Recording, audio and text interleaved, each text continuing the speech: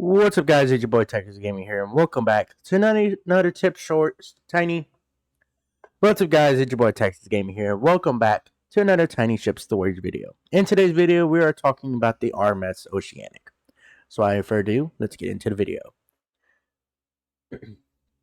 Before Titanic, before Olympic, before Britannic, there was the RMS Oceanic.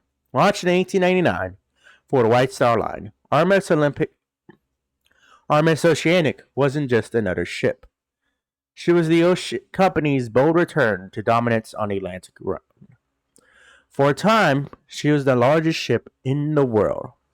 She carried royalty, immigrants, and everyday travelers across the ocean in an era when speed records mattered more than ever. But unlike Titanic, Oceanic didn't meet her end in the deep Atlantic. Her story ends in wartime, wrecked not by an iceberg, but by a navigational mistake off the coast of Scotland. This is the complete story, the life and death of RMS Oceanic. By the late 1890s, the White Star Line needed a comeback. Their earlier liners had been respectable, but Cunard and the German lines were pushing boundaries, chasing speed, size, and prestige. White Star's response wasn't just to build bigger, they wanted to build smarter. Oceanic would be the first of what they called the Big Four in spirit. Large, luxurious, stable ocean liners focused on comfort over raw speed.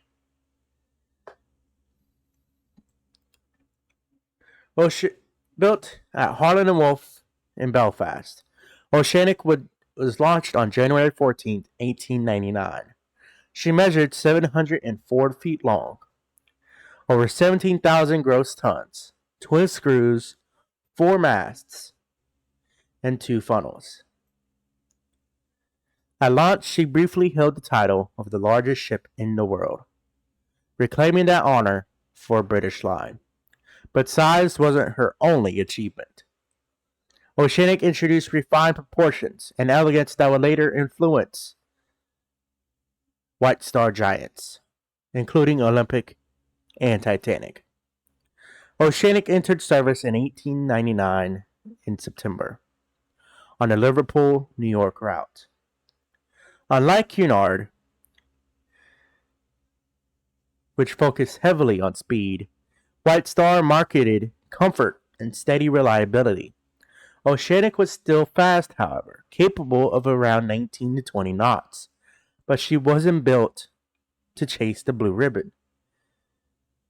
Her first-class accommodations were impressive: a grand dining saloon, expansive promenade decks, electric lighting throughout, and elegant Edwardian interiors.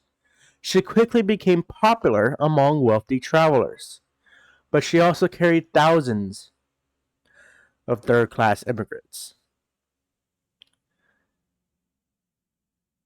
heading to America in search of new lives. Oceanic, like many liners of the era, was a bridge between continents. She proved reliable. For over a decade, she sailed the North Atlantic with few major incidents. No disaster, no dramatic collision, no headline-making tragedy. She was steady, trusted, successful. In many ways, she was exactly what the White Star needed at the turn of the century.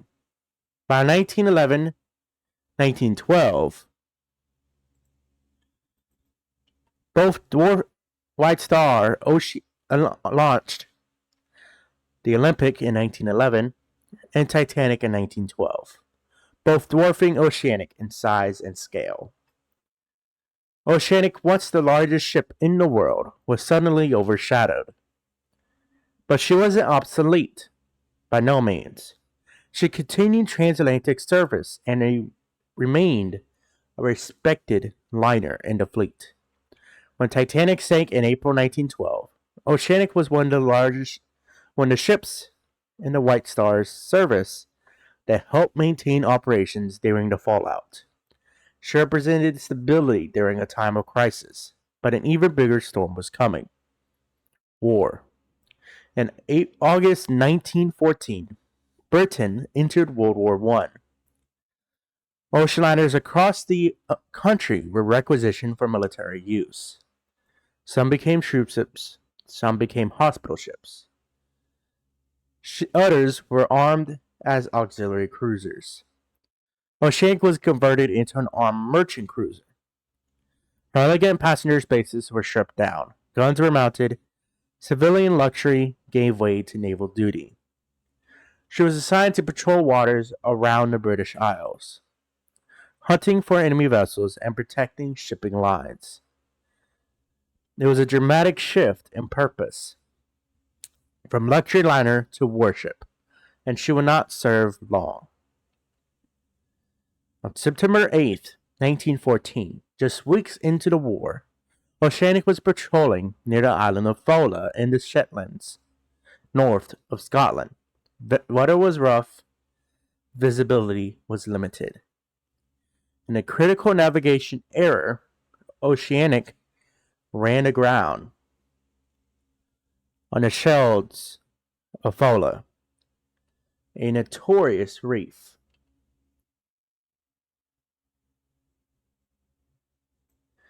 She struck hard.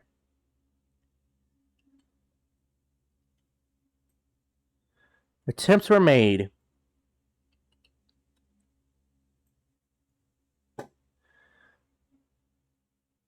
to free her, but the seas were unforgiving. Tugs arrived, but Oceanic was too firmly lodged. Thankfully, there was no major loss of life. The crew was evacuated safely, but the ship was doomed. Over the following days, heavy seas battered her hull. Structural damage worsened. Eventually, Oceanic broke apart. After just 15 years of service, the once largest ship in the world was reduced to a wreck on the rocks. Not by an iceberg, not by enemy attack, but by grounding. Oceanic's wreck remained visible for years. Parts of her structure were salvaged. Her loss was embarrassing for the Admiralty, especially so early in the war. But compared to the massive losses that would follow during World War I, Oceanic's end was almost quiet. No mass casualty event, no global headline disaster, just a proud liner repurposed for war, meeting an unfortunate end. Oceanic's story is often overshadowed by Titanic. But without Oceanic, there might not have been an Olympic class. She marked White Star's return to prestige. She carried thousands safely across the Atlantic. She bridged the era between the 19th century steamers and the 20th century giants. And in the end, she reminds us of something important. Not every great ship meets a dramatic end in the middle of the ocean. Some simply run out of luck. The wrong place at the wrong time. But for 15 years, RMS Oceanic stood at the forefront of ocean travel and helped define what a modern liner could be. RMS Oceanic may not be the most famous ship in history. She didn't split in two under a frozen Atlantic sky.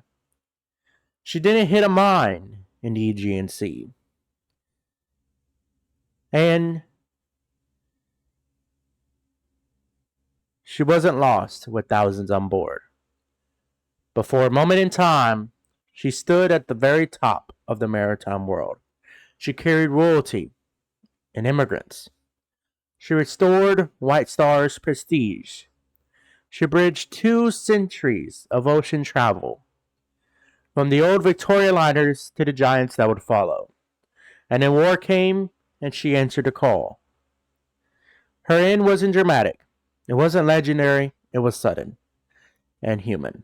A navigational mistake in rough seas at the very beginning of a war that would claim far greater losses. Today, only fragments remain off the coast of Foula, but her influence lives on in the ships she inspired and in the era she helped shape. Today, only fragments remain off the coast of Foula. Oceanic wasn't just an underliner. She was the turning point.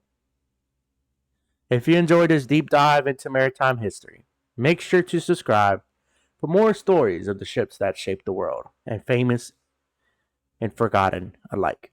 I'll see you all in the next voyage. Test Gamer, signing out.